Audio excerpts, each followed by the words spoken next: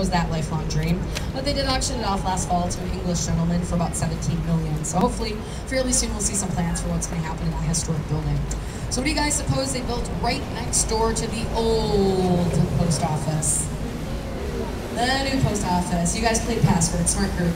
All right, the new post office was built in 1996 by Knight and Associates. It's about a quarter the size of the old one and almost fully automated, so they're very efficient. Should anybody need a location for your upcoming wedding or bar mitzvah, you can rent out the lobby of the new post office. Yeah, I don't know why either, but you can. And now whether you want it to be or not, you're up to date on Chicago's Postal Service, so thank me later. All right, so we're on the South Branch now. South Branch, geographically, is a very opportune time to talk to you about the Great Chicago Fire because on the evening of October 8th, 1871, a huge fire broke out a little bit south and west of here at 558 West DeKoven Street, and it leveled the city of Chicago. Almost 5 square miles were burnt to the ground. That included 17,450 buildings. Sadly, that night, 300 people lost their lives, and about 100,000 people, which was a third of the population at that point, they became instantly homeless. A disaster of that magnitude, a lot of things came together that night to make it happen the way that it did. We'd had a drought all summer long. Everything around here completely bone dry. Not a good situation considering everything back then was made out of wood.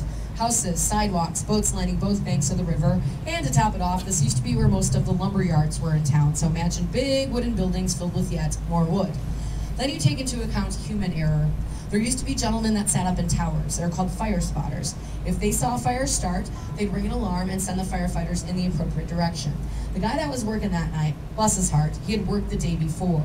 There had been a fire the previous day in about that same spot. So he looked off in the distance and saw the smoke start to rise. He went, nah, it's just smoldering from yesterday. And he ignored it. When he looked back again, he realized his mistake. He rang the alarm, but he accidentally sent the firefighters in the wrong direction.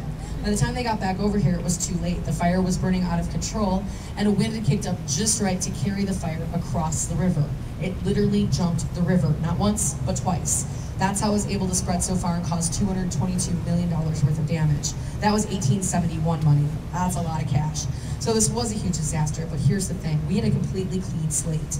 Architects and engineers came from all over the world to help us rebuild. And this is a very exciting time, technologically speaking, because by then mankind had figured out how to manipulate steel. So now we could make steel-framed buildings that were much lighter than their predecessors' masonry-framed buildings. That meant we could go up higher and higher and higher into the sky.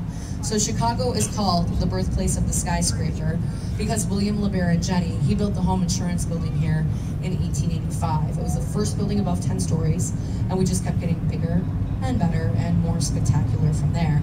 So if you really want to think about it, without the Great Chicago Fire, we would not have the city that we do today, nor would we have the amazing skyline that we do today.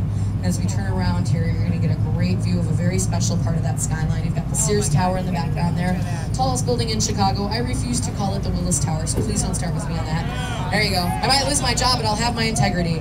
All right, so the pinkish building in front of it right now, it's got a giant glass crown up on top. That's known by its address, 311 South Wacker. Just remember the glass crown I'm going to talk about in a few minutes. So take some pictures, talk amongst yourselves, visit Eric at the bar. I'll get back to you after we get turned around.